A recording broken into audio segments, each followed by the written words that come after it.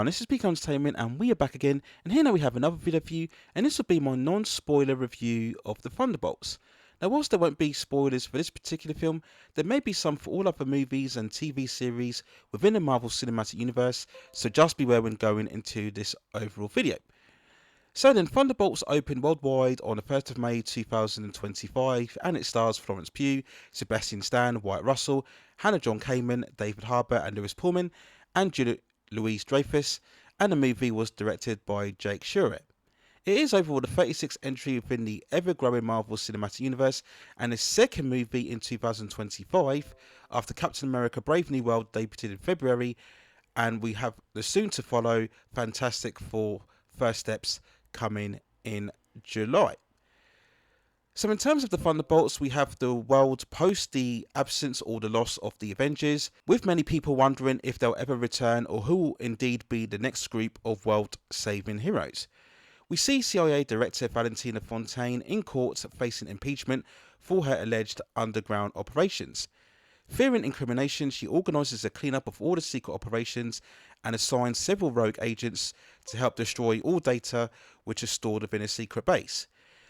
We see the likes of Yelena Believer, US Agent John Walker, Taskmaster, Ghost Avastar all arrive conveniently at the same time. They then suspect that they've been set up to eliminate one another, as they previously worked with Valentina before. They also come across a young teenager named Bob who suffers from amnesia, and then they led to learn that he was one of the test subjects of a huge experimental project. As the various anti-heroes work together to escape, they come to realise that Bob contains abilities far beyond them and find themselves as the only hope against a global threat that threatens to destroy everything in its path. So when looking at Thunderbolts then, certainly for the first two-thirds, it's a very solid, entertaining, fun action adventure that's really let down by a final third that, whilst more conceptually ambitious, is overall very messy and chaotic.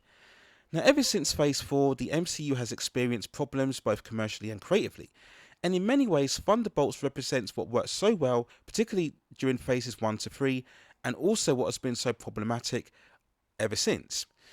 As I mentioned, the first two-thirds we get a lot of the humour, character interaction, banter and camaraderie, and it proves to be very enjoyable. Most of the characters here are likeable. Following an overextended escape sequence, we get time to understand them, where they've come from, and the dynamic feels natural and organic. And at the start, everyone feels integral, adding their own skills to the overall cause. And yes, ever since this project was announced, having these ragtag misfit heroes will draw instant comparison to DC's Suicide Squad, alongside the more grounded aesthetic, but this time I feel what we have here is far more appealing without the unnecessary flippant R-rated tones, and this is proof that you don't need to descend into juvenility in order to tell stories of these lesser godlike, more street level characters, and it proves to be a good watch. Now in terms of the cast, I'd say the most standouts are Florence Pugh's Yelena Believer, Wyatt Russell's John Walker, and David Harbour's Red Guardian, who will always walk that fine line between being very engaging and lively, and also overbearing and annoying. But this is that fun, breezy, feel-good factor that made the MCU so special. But it's when we get into the final third where the film has its problems, where once we get the big character reveal, the film takes a sudden shift into much more darker territory, where now we are dealing with themes such as domestic violence, child abuse, mental illness, inner psychosis and emotional angst. And this is where we get also those mixed multiversal elements of different dimensions, alternate visions.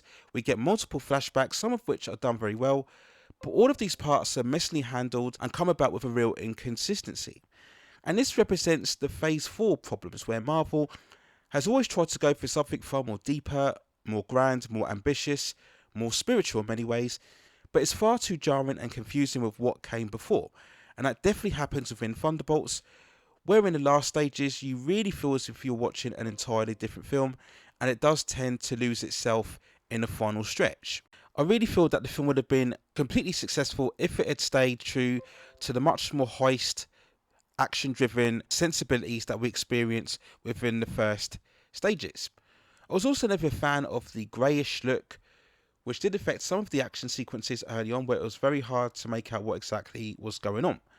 Now, for all of the good character work, if we really think about this, not all of the members within the Thunderbolts are perhaps necessary or integral as what the film tries to make them out to be. Now, in terms of the main antagonist, if you could really call it that, I feel that the character used here was completely the wrong choice when you compare it to the overall other members of the Thunderbolts.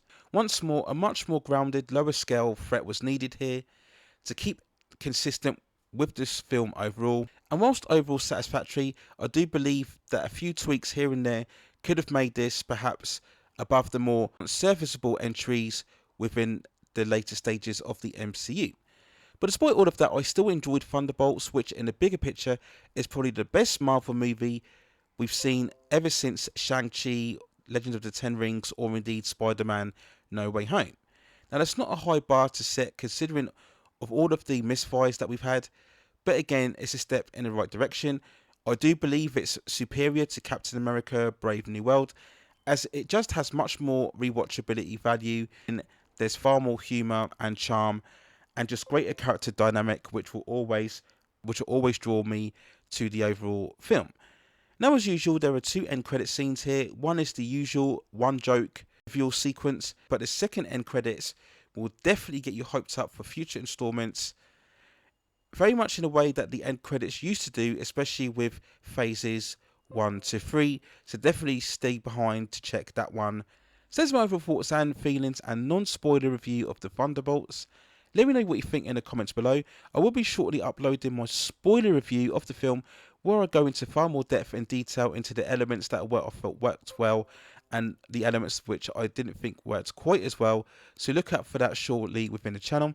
And if you have any other further suggestions regarding any other movies, television series, or any other topics within the pop entertainment and culture scene that you'd like to see me cover within the channel, then also let me know within the comments, and I will see if I can provide further commentary for you on that subject matter within the future. Please also hit like the subscription and notification buttons so I can provide you with more high quality content like this in the future. But that's it for now. Take care of yourselves, and I will see you very, very soon.